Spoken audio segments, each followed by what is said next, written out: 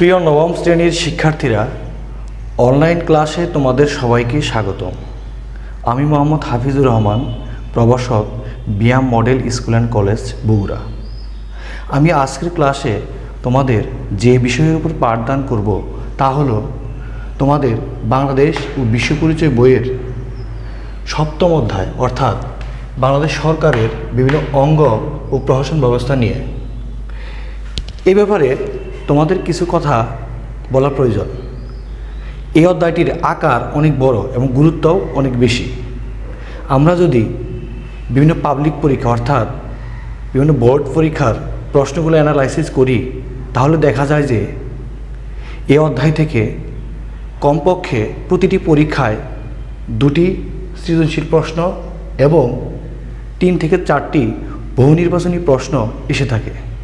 এছাড়াও নবম শ্রেণীর শিক্ষার্থী হিসাবে বা রাষ্ট্রের নাগরিক হিসাবে তোমাদের বাংলাদেশের প্রশাসনিক ব্যবস্থা বা সরকার ব্যবস্থা সম্পর্কে জানা খুবই প্রয়োজন। কেননা আগামী দিনের সরকার ব্যবস্থা পরিচালনার দায়িত্ব হয়তো তোমাদের হাতেই একসময় চলে আসবে। তাহলে এই পর্যায়ে আমি এই অধ্যায়টিকে প্রধান 2টি অংশে ভাগ করে নিতে পারি আলোচনার সুবিধার্থে। প্রথমত বাংলাদেশ সরকারের বিভিন্ন অঙ্গ এবং বাংলাদেশের প্রশাসনিক ব্যবস্থা। এই পর্যায়ে আমি আলোচনা করব বাংলাদেশ সরকারের বিভিন্ন অঙ্গ নিয়ে। এই আলোচনার আগে আমাদের একটা বিষয় সম্পর্কে জানা দরকার। সরকার কি? সরকার হলো রাষ্ট্রের মূল চালিকা শক্তি, মূল স্তম্ভ।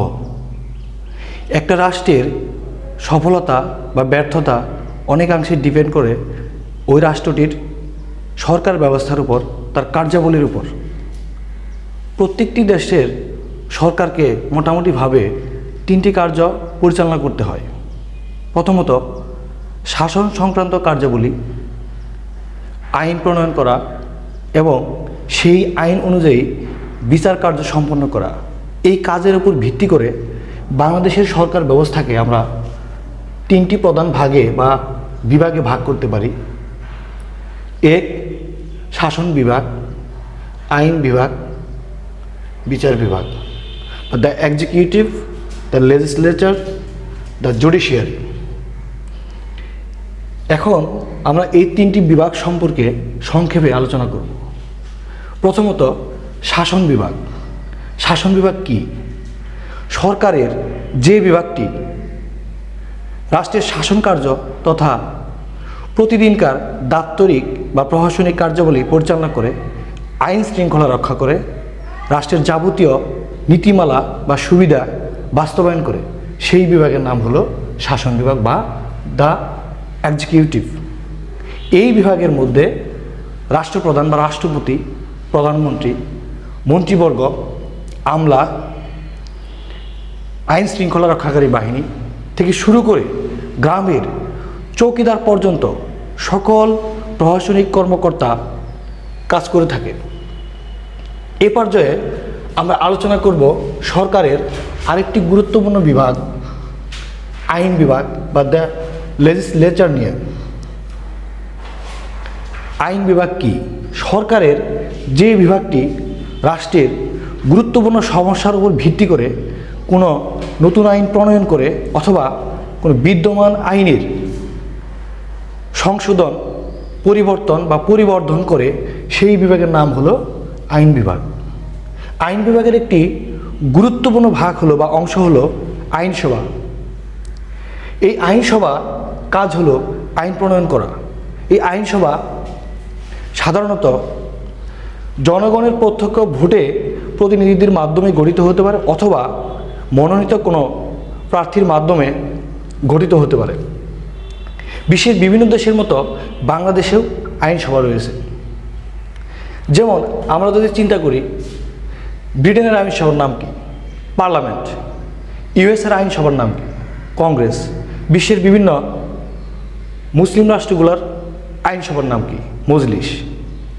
ঠিক এরকম বাংলাদেশের আইনসভার নাম হলো জাতীয় সংসদ। আবার এই আইনসভাগুলো 1 কক্ষ বা 2 কক্ষ বিশিষ্ট হতে পারে। সাধারণত যে সমস্ত আইনসভা 1 কক্ষ বিশিষ্ট তার কোনো ভাগ নেই বা বিভাজন নেই, যেমন বাংলাদেশের আইনসভা এক কক্ষ বিশিষ্ট। এছাড়াও 2 কক্ষ বিশিষ্ট আইনসভাও রয়েছে। এর 2টি ভাগ আছে, উচ্চ পরিষদ এবং নিম্ন পরিষদ। আমরা যদি ব্রিটেনের পার্লামেন্টের কথা খেয়াল করি তাহলে দেখবে সেখানে 2 কক্ষ বিশিষ্ট আইনসভা রয়েছে। একইভাবে ইউএসএ, ভারতে 2 কক্ষ বিশিষ্ট আইনসভা রয়েছে। সুপ্রিয় শিক্ষার্থীরা, এ পর্যায়ে আমরা আলোচনা করব বাংলাদেশ সরকারের আরেকটি গুরুত্বপূর্ণ অঙ্গ বিচার বিভাগ বা দ্য জুডিশিয়ারি নিয়ে। বিচার বিভাগ কি? সাধারণত রাষ্ট্রের প্রচলিত আইনের উপর ভিত্তি করে যে বিভাগ বিচার কার্য সম্পন্ন করে থাকে বা কোনো অপরাধীর শাস্তি দিয়ে থাকে এবং রাষ্ট্রের ন্যায় বিচার প্রতিষ্ঠা করে থাকে, সেই বিভাগের নাম হলো বিচার বিভাগ বা দ্য জুডিশিয়ারি। সাধারণত একটা রাষ্ট্রের বিচার বিভাগ গঠিত হয় উচ্চ আদালত এবং নিম্ন আদালত নিয়ে। বাংলাদেশে উচ্চ আদালত হিসেবে রয়েছে সুপ্রিম কোর্ট এবং তার অধস্তন বিভিন্ন জেলা জজ আদালত নিয়ে নিম্ন আদালত গঠিত। এই পর্যায়ে আমরা শাসন বিভাগের নির্বাহী ক্ষমতা কার হাতে ন্যস্ত এই বিষয়ের উপর ভিত্তি করে 2টি গুরুত্বপূর্ণ পদ রাষ্ট্রপতি এবং প্রধানমন্ত্রীর কার্যাবলী নিয়ে আলোচনা করব। তো দেখা যাক। প্রিয় শিক্ষার্থীরা, এই পর্যায়ে আমি রাষ্ট্রের একটি গুরুত্বপূর্ণ পদ রাষ্ট্রপতি বা প্রেসিডেন্ট নিয়ে আলোচনা করব। প্রথমে আলোচনা করব এই পদটির প্রয়োজনীয় যোগ্যতা ও নিয়োগ পদ্ধতি নিয়ে। একজন ব্যক্তিকে রাষ্ট্রপতি হতে হলে তার বয়স অবশ্যই 35 বছর হতে হবে ন্যূনতম, এবং তাকে জাতীয় সংসদের সদস্য হিসাবে নির্বাচিত হতে হবে। এছাড়াও পূর্বে রাষ্ট্রপতি হিসাবে অভিশংসিত হয়েছেন বা অপসারিত হয়েছেন এমন কোনো ব্যক্তিকে রাষ্ট্রপতি করা যাবে না। এবার আসব রাষ্ট্রপতি নিয়োগ পদ্ধতি নিয়ে। আমরা যদি 1972 সালের মূল সংবিধানের কথা খেয়াল করি তাহলে দেখা যাবে রাষ্ট্রপতি নিয়োগ পদ্ধতি ছিল জাতীয় সংসদের হাতে ন্যস্ত। কিন্তু পরবর্তীতে বঙ্গবন্ধু শেখ মুজিবুর রহমান 1975 সালে সংবিধানের 4র্থ সংশোধনীর মধ্য দিয়ে দেশে প্রেসিডেন্ট শাসিত সরকার ব্যবস্থা বা রাষ্ট্রপতি শাসিত সরকার ব্যবস্থা প্রবর্তন করেন। সেক্ষেত্রে এই রাষ্ট্রপতি নিয়োগ পদ্ধতি হয় জনগণের প্রত্যক্ষ ভোটে। জাতীয় সংসদের এক্ষেত্রে কোনো এখতিয়ার থাকে না। কিন্তু এই 75 থেকে 1991 সাল পর্যন্ত সময় পর্যন্ত এই প্রেসিডেন্ট ব্যবস্থা বা রাষ্ট্রপতি শাসিত সরকার ব্যবস্থা বলবৎ থাকে। এক্ষেত্রে 1991 সালে সংবিধানের দ্বাদশ সংশোধনীর মধ্য দিয়ে দেশে আবার পুনরায় সংসদীয় সরকার ব্যবস্থা চালু হয়। এ পর্যায়ে রাষ্ট্রপতি বা প্রেসিডেন্ট নির্বাচন পদ্ধতি সম্পূর্ণভাবে আবার জাতীয় সংসদের হাতে ন্যস্ত থাকে। জাতীয় সংসদের সদস্যরা আস্থাভাজন ব্যক্তিকে অথবা ভোটের মধ্য দিয়ে এই প্রেসিডেন্ট নির্বাচন করে থাকেন। সুপ্রিয় শিক্ষার্থীরা, এ পর্যায়ে আমি আলোচনা করব এই গুরুত্বপূর্ণ পদ অর্থাৎ রাষ্ট্রপতির ক্ষমতা এবং কার্যাবলী নিয়ে। আমরা জানি বাংলাদেশে সংসদীয় সরকার ব্যবস্থা প্রচলিত আছে। এই সংসদীয় সরকার ব্যবস্থায় রাষ্ট্রপতি হলো নিয়মতান্ত্রিক রাষ্ট্রপ্রধান বা নিয়মতান্ত্রিক প্রধান। প্রজাতন্ত্রের যাবতীয় কার্যাবলী তার নামে চলে, কিন্তু নির্বাহী ক্ষমতা তার হাতে নেই। নির্বাহী ক্ষমতা রয়েছে প্রধানমন্ত্রীর হাতে। তবুও রাষ্ট্রপতি বেশ কিছু গুরুত্বপূর্ণ কার্যাবলী সম্পন্ন করে থাকেন। প্রথমত, নিয়োগ সংক্রান্ত ক্ষমতা। রাষ্ট্রপতি সংসদের সংখ্যাগরিষ্ঠ দলের নেতা বা আস্থাভাজন নেতা বা নেত্রীকে প্রধানমন্ত্রী হিসেবে নিয়োগ প্রদান করে থাকেন। এছাড়াও রাষ্ট্রপতি প্রধানমন্ত্রীর পরামর্শক্রমে বিভিন্ন মন্ত্রী, প্রতিমন্ত্রী, উপমন্ত্রীদের দপ্তর বন্টন এবং নিয়োগ দিয়ে থাকেন। তাছাড়া একটি রাষ্ট্রের প্রধান বিচারপতি এবং উচ্চ আদালতের বিচারকগণ, পাবলিক সার্ভিস কমিশন বা পিএসসির চেয়ারম্যান, অ্যাটর্নি জেনারেল অর্থাৎ যিনি রাষ্ট্রপক্ষের প্রধান আইনজীবী, তাকে নিয়োগ দিয়ে থাকেন। এছাড়াও বিভিন্ন ধরনের হাই কমিশনার, বিভিন্ন রাষ্ট্রের হাই কমিশনারগণ এবং রাষ্ট্রদূত এবং মহা হিসাব রক্ষক বা নিরীক্ষককে নিয়োগ প্রদান করে থাকেন রাষ্ট্রপতি। এরপর আমরা আসব সংসদ বিষয়ক ক্ষমতা। রাষ্ট্রপতি সংসদ বিষয়ক বিভিন্ন ভূমিকা পালন করে থাকেন। তার মধ্যে একটা হলো সংসদের অধিবেশন আহ্বান করা।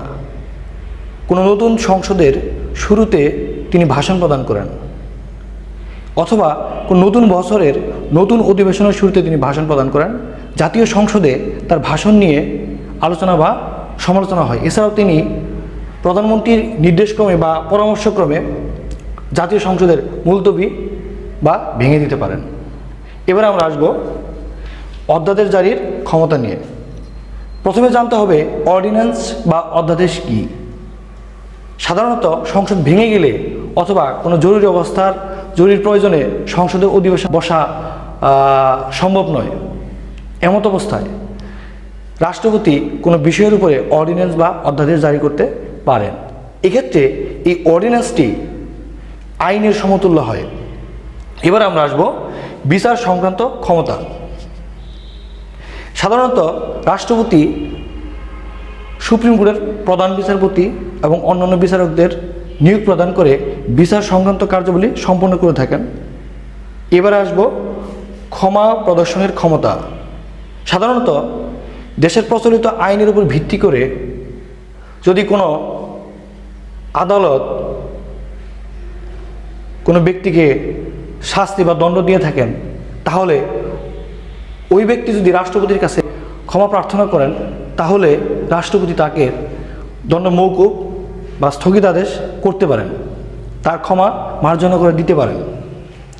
এবার আলোচনা করব তার প্রতিরক্ষা বিষয়ক ক্ষমতা নিয়ে।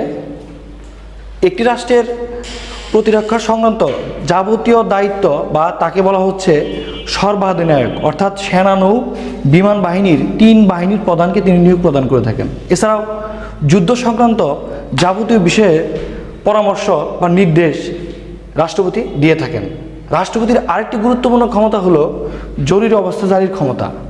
দেশের যুদ্ধ, বহিঃশত্রুর আক্রমণ বা অভ্যন্তর কারণে দেশের কোনো অংশের বা পুরো দেশের যদি কোনো ধরনের জননিরাপত্তার বিঘ্ন ঘটে, সেক্ষেত্রে রাষ্ট্রপতি বাংলাদেশ সংবিধানের 141 এর ধারা অনুসারে জরুরি অবস্থা জারি করতে পারেন।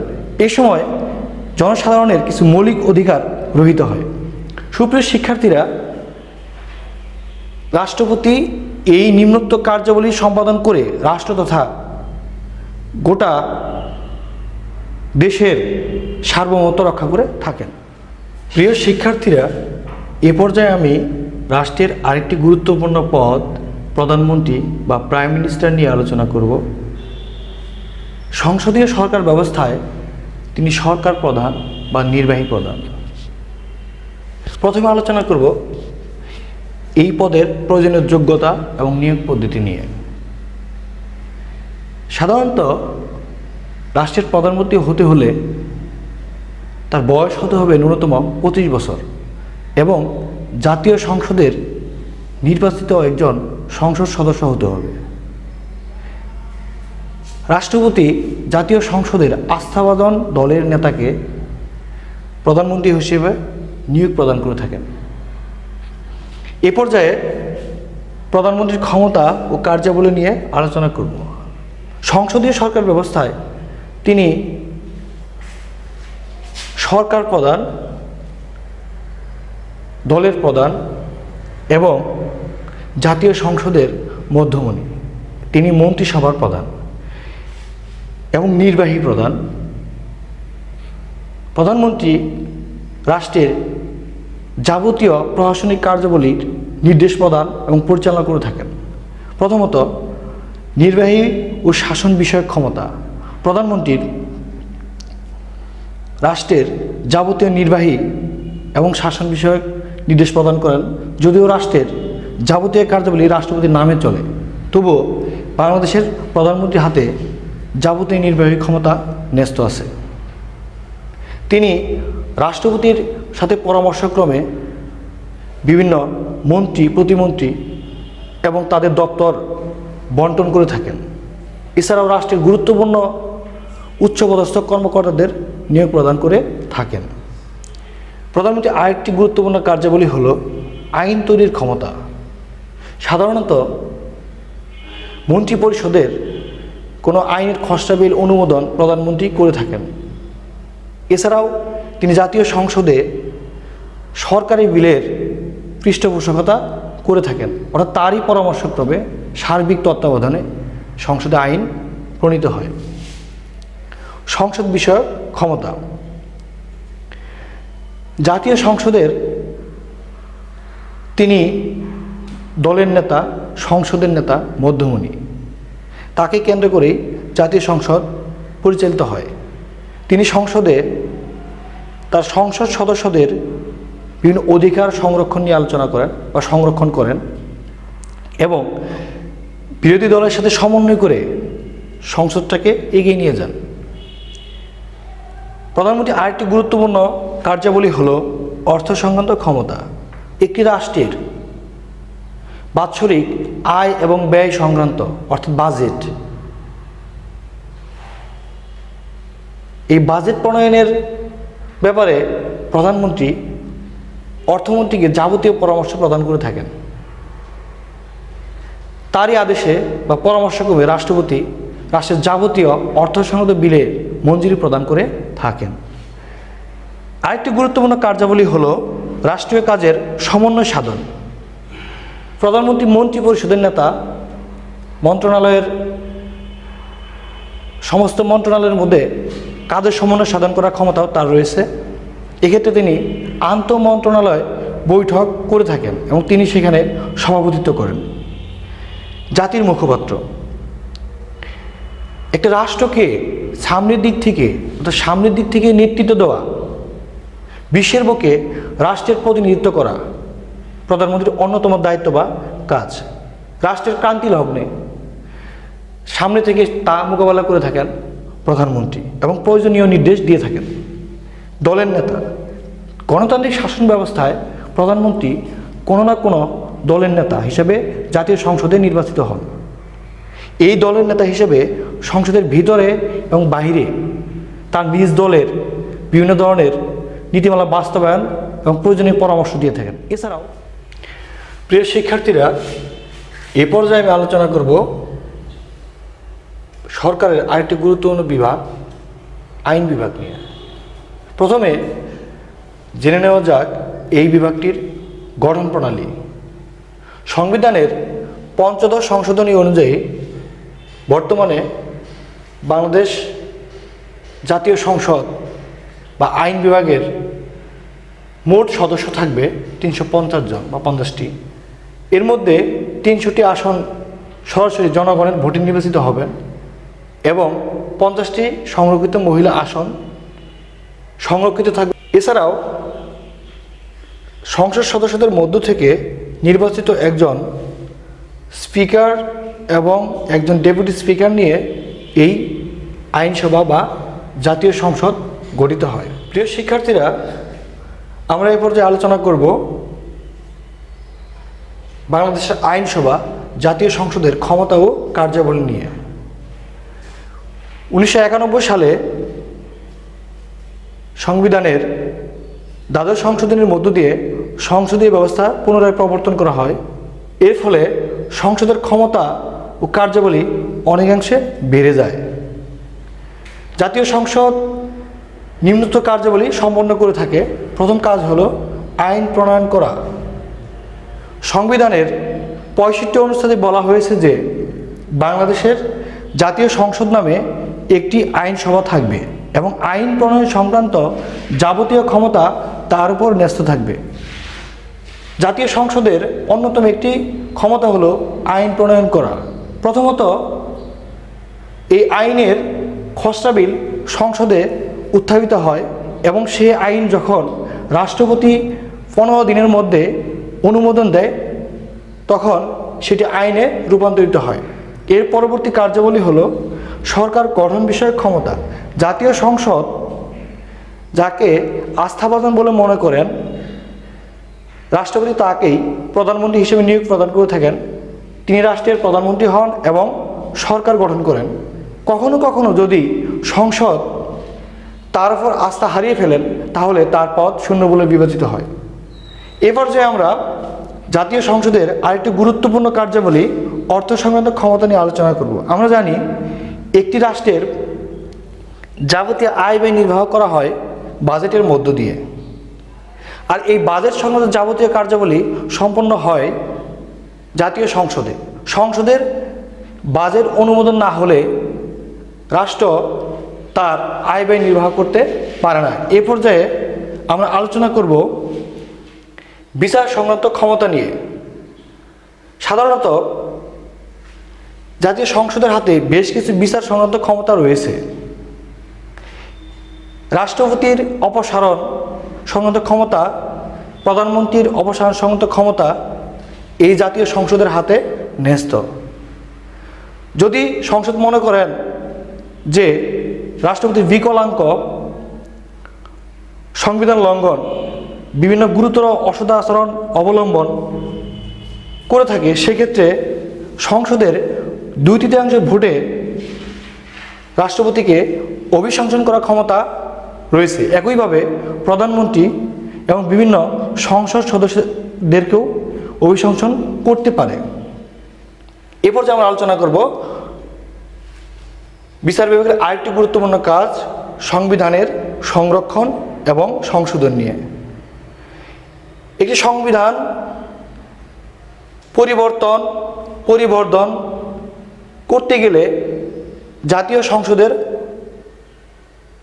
অনুমোদন খুবই দরকার। অর্থাৎ জাতীয় সংসদের 2/3 সদস্যের ভোটে সংবিধানের সংশোধনী বা পরিবর্তন আনা যায়।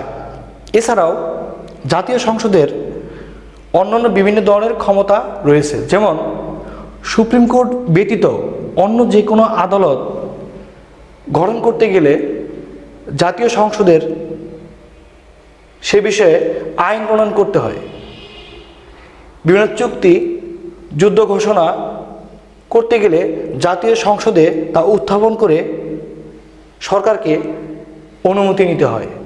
সুপ্রিয় শিক্ষার্থীরা, এই ছিল মোটামুটিভাবে আইন বিভাগ তথা বাংলাদেশের আইন জাতীয় সংসদের ক্ষমতা ও কার্যাবলী। প্রিয় শিক্ষার্থীরা, এই পর্যায়ে আমি আলোচনা করব বাংলাদেশ সরকারের 3য় ভাগ বিচার বিভাগ বা দ্য জুডিশিয়ারি নিয়ে। প্রথমে আমরা এই বিচার বিভাগের গঠন নিয়ে আলোচনা করব। বাংলাদেশের বিচার বিভাগের সর্বোচ্চ পর্যায়ে রয়েছে সুপ্রিম কোর্ট। এই সুপ্রিম কোর্টের 2টি প্রধান ভাগ, একটি হলো হাইকোর্ট বিভাগ আর একটি হলো আপিল বিভাগ। এই হাইকোর্ট বিভাগের অধীনে রয়েছে অধস্তন বিভিন্ন জেলা জজ আদালত। এই জেলা জজের আদালতকে আমরা 2টি ভাগে ভাগ করে নিতে পারি, একটি হলো দেওয়ানি আদালত এবং ফৌজদারি আদালত। সাধারণত ভূমি সংক্রান্ত যাবতীয় মামলা মোকদ্দমা বা বিচার কাজ সম্পন্ন হয় দেওয়ানি আদালতে, এবং ভূমি ব্যতীত অন্য ধরনের মামলা যেমন মারামারি, খুন খারাপি, মার্ডার এবং অন্যান্য অপরাধ সংক্রান্ত বিভিন্ন মামলা মোকদ্দমা বা বিচার কাজ সম্পন্ন হয় ফৌজদারি আদালতে। প্রিয় শিক্ষার্থীরা, এই পর্যায়ে আলোচনা করব বিচার বিভাগের ক্ষমতা ও কার্যাবলী। একটি রাষ্ট্রের সুশাসন বা ন্যায় বিচার অনেক অংশে নির্ভর করে তার বিচার বিভাগের ক্ষমতা এবং কার্যাবলীর উপরে। প্রথমত, বিচার বিভাগ যে কাজটি সম্পন্ন করে থাকেন তা হলো ন্যায় বিচার করা। ন্যায় বিচার হলো সুশাসনের একটি পূর্ব শর্ত। সাধারণত বিচারকগণ সম্পূর্ণ স্বাধীন থেকে নিরপেক্ষভাবে প্রচলিত আইনের উপর ভিত্তি করে কোনো অপরাধীকে শাস্তি প্রদান করে থাকেন। এক্ষেত্রে তারা কোনো পক্ষপাতিত্ব করেন না। আইন তৈরি করা। বিচার বিভাগ বিভিন্নভাবে আইন তৈরি করে থাকে, যেমন কোনো প্রচলিত আইনের ভিত্তিতে যদি কোনো সমস্যার সমাধান করা সম্ভব না হয়, সেক্ষেত্রে বিচারকগণ ঐক্যমতের ভিত্তিতে সেই সমস্যার বা বিচার কার্য সম্পন্ন করে থাকেন। এক্ষেত্রে তার ওই সিদ্ধান্তটি আইনে রূপান্তরিত হয়। এর পরবর্তী কাজ হলো মৌলিক অধিকার সংরক্ষণ। সংবিধানের 3য় ভাগে মৌলিক অধিকার নিয়ে আলোচনা করা হয়েছে। এই মৌলিক অধিকারের সংরক্ষণের সার্বিক দায়িত্ব বিচার বিভাগের উপর ন্যস্ত। যদি দেখা যায় রাষ্ট্রের কোনো দপ্তর বা বিভাগ বা কোনো ব্যক্তি যদি জনগণের মৌলিক অধিকার হরণ করেন, সেক্ষেত্রে বিচার বিভাগ তাকে তলব করতে পারেন। এরপর যে আলোচনা করব আরেকটি গুরুত্বপূর্ণ কাজ, আইনের ব্যাখ্যাদান এবং প্রয়োগ। সাধারণত আইনসভা বা জাতীয় সংসদ যে আইন প্রণয়ন করে থাকেন, সেই আইনটির যথাযথ ব্যাখ্যা বা যৌক্তিক ব্যাখ্যা প্রদান করে থাকেন বিচার বিভাগ। সেই আইনটি কতটুকু যৌক্তিক বা জনকল্যাণমূলক সে বিষয়ের ব্যাখ্যা প্রদান করে থাকেন এই বিচার বিভাগ। আরেকটি গুরুত্বপূর্ণ কাজ হলো সংবিধান রক্ষা। বিচার বিভাগকে বলা হয় একটি রাষ্ট্রের সংবিধানের অভিভাবক। রাষ্ট্রের কোনো দপ্তর বা কোনো ব্যক্তি যদি সংবিধান লঙ্ঘন করেন, সেক্ষেত্রে অথবা রাষ্ট্রের সরকার ব্যবস্থা ভেঙে যায়, সেক্ষেত্রে সংবিধানের রক্ষা করার যাবতীয় দায়িত্ব বিচার বিভাগ করে থাকেন।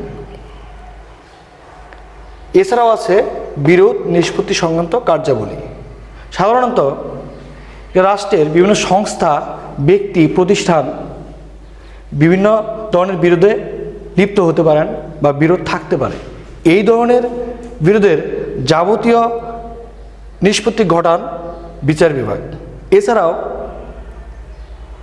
বিচার বিভাগ বিভিন্ন কার্যাবলী সম্পাদন করেন, যেমন নাবালকের সম্পত্তি সংরক্ষণ, কোনো বিদেশি নাগরিকের নাগরিকত্ব প্রদান।